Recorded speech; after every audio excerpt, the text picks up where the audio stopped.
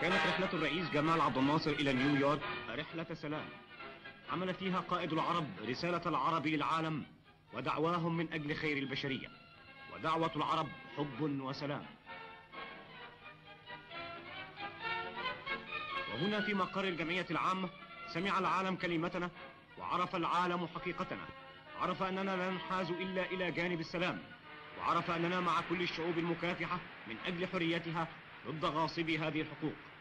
هنا أعلن عبد الناصر الوجود العربي، وأكد الكيان العربي حقيقة واقعة تبني ولا تخرب، توحد ولا تفرق.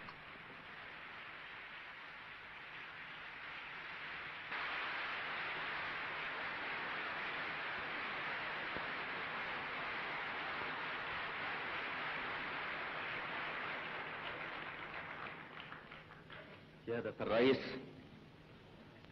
السادة أعضاء وفود الدول إلى الجمعية العامة للأمم المتحدة،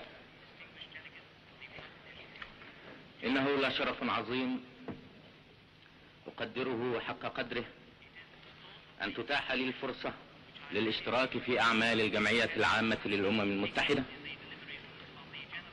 ويضاعف من تقديري لهذا الشرف أن أضم صوتي إلى أصوات الذين تقدموا بالتهنئة إلى الدول التي انضمت مع مطلع هذه الدورة إلى الأمم المتحدة، وأن أمد إليهم يد الترحيب، زملاء في الحرية، رفاقا في الدفاع عن السلام، شركاء في مسؤولية التطور العالمي. من هذا الإيمان بالأمم المتحدة ومن هذا الاستعداد المتناهي للتعاون في إطارها، نشعر بحقنا المطلق في مواجهة الظروف التي أحاطت أخيرا بعمل الأمم المتحدة بصراحة تنبع من الغيرة عليها والحرص على سلامتها. لقد شهدت القارة الإفريقية نهاية صورة من صور الاستعمار منذ 4 أعوام، وتشهد القارة الإفريقية اليوم بداية صورة جديدة من صور هذا الاستعمار.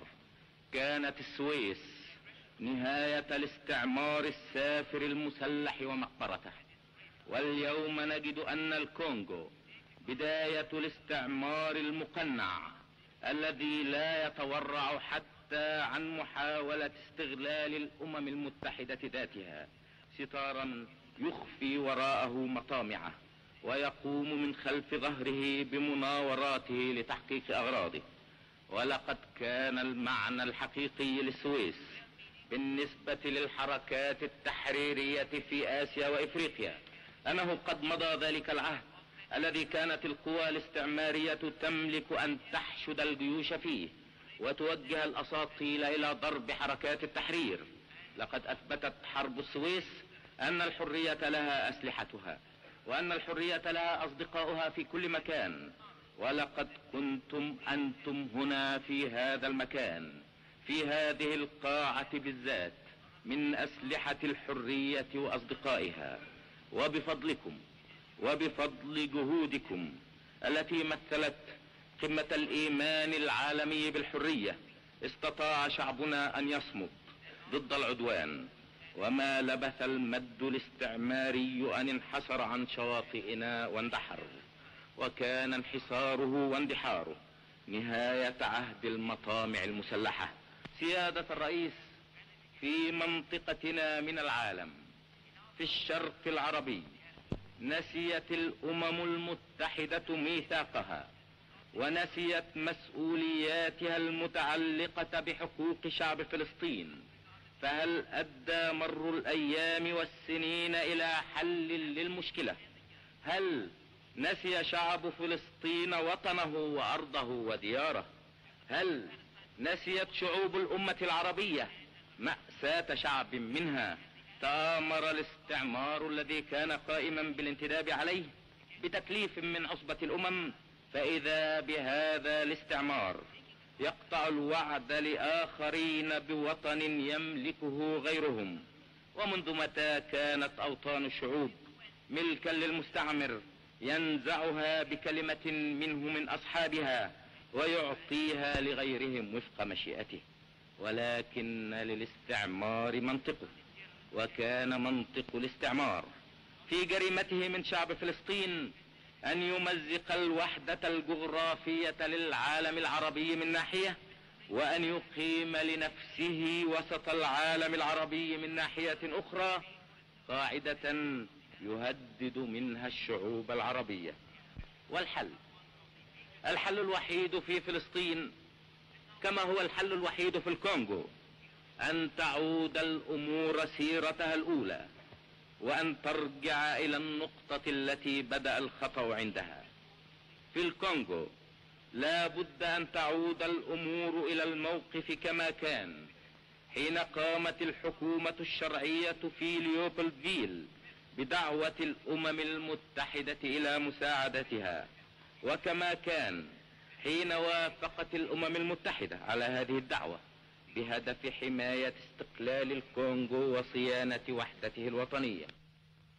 ولست أريد هنا أن أستدر دموعا على أحوال اللاجئين من شعب فلسطين، وإنما نريد لشعب فلسطين حقوقه كاملة، ولا نريد له الدموع، وإن التعلل بالأمر الواقع. سيادة الرئيس، إنه من الأمور البالغة الأهمية ألا تنسى الأمم المتحدة نفسها، لا تنسى ميثاقها ولا تنسى قراراتها، فإننا نشجع بذلك الذين يحاولون تناسي الأمم المتحدة وتجاهل وجودها. وإننا لنرى أمامنا المثال الصارخ الفاضح لهذا التجاهل في سياسة فرنسا تجاه الجزائر، فلقد عرقلت الحكومة الفرنسية كل محاولة للأمم المتحدة تستهدف وضع حد للمجازر الاستعمارية في الجزائر، وراحت هذه الحكومة تتصور أنها قادرة بالمدافع على أن تغير إرادة الله الذي جعل الجزائر قطعة من القارة الإفريقية وجعل شعبها جزءا من الأمة العربية، فإذا هي تحاول أن تجعل من أرضها امتدادا جغرافيا لفرنسا ومن شعبها شعبا تابعا مستعبدا. وبرغم كل المحاولات التي بذلتها الحكومة الجزائرية الحرة التي تعبر عن تصميم شعب الجزائر وترمز لإصراره على الاستقلال، رغم كل المحاولات التي بذلتها هذه الحكومة الجزائرية من أجل الوصول إلى حل سلمي، فإن هذه المحاولات كلها لم تصل إلى نتيجة إيجابية.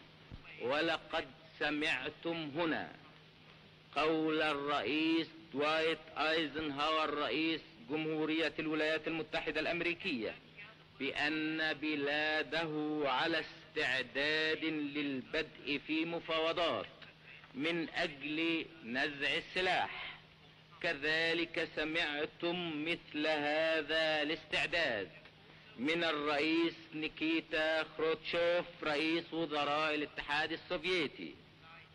وإنني لأسأل ما الذي ننتظره بعد أن أبدأ كل من هذين الرئيسين الذين تكن لهما شعوبنا كل تقدير واحترام هذه الرغبة من جانبه، لكي نطلب منهما على الفور أن يبدأ من غير انتظار ما عرضاه أمامنا.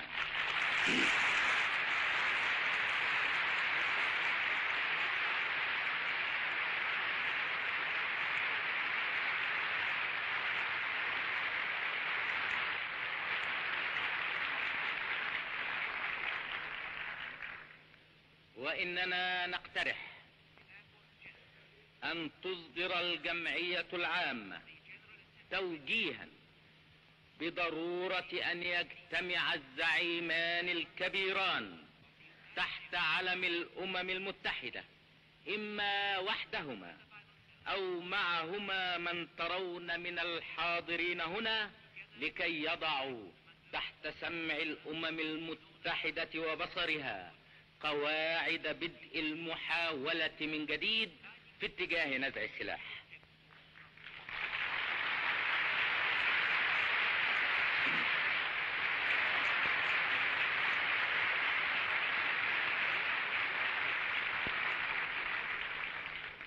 ولقد كان مؤتمر باندونج الذي اجتمعت إليه الشعوب الإفريقية الآسيوية ذروة من ذرى كفاحنا الوطني في الدعوة الإيجابية إلى مبادئنا. كذلك فإن هذه القاعة بالذات، قاعة الجمعية العامة، قد شهدت ذروة استعدادنا للدفاع عن هذه المبادئ، وذلك حينما وقفت الأمة العربية ترد العدوان المسلح على مصر في شهري أكتوبر ونوفمبر سنة 1956. ولقد كان مما شرف كفاحنا ورفع من قدره أن المجتمع الدولي المتحضر ممثلا في هذه الجمعية العامة للأمم المتحدة قد انتصر لدفاعنا عن مبادئنا ووقف ضد محاولة العدوان عليها. ذلك هو إيماننا بعدم الانحياز طريقا إلى السلام، وإنه مما يضاعف من مسؤوليتنا هنا أن الظرف الذي نواجهه خطير، والمشاكل التي تحكمه معقدة، والجو المحيط بنا جميعا هو جو الشك والخوف والتربص. وإن خطأ واحدا في الحساب من جانب أي من الأطراف قادر في بضع دقائق على الإطاحة بأجمل وأعظم ما حصل عليه جنسنا البشري خلال كفاح رائع طويل. سيادة الرئيس، أيها السادة، أشكركم.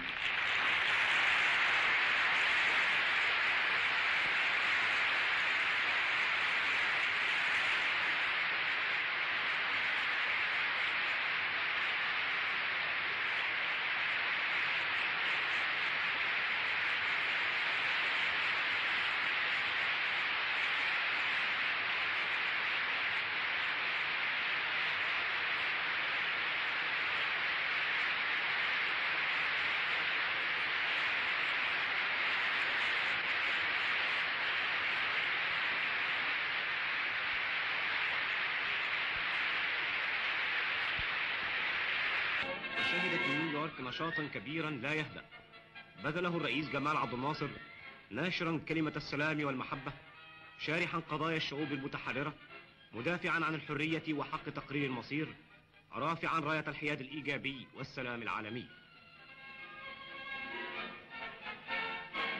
ووالى الرئيس جمال عبد الناصر اجتماعاته مع الرؤساء والزعماء والأقطاب لتبادل وجهات النظر في المشكلات الدولية والمسائل السياسية. فاجتمع سيادته بالمقر الدائم للوفد العربي في نيويورك بالسيد صائب سلام رئيس وزراء لبنان ورئيس وفد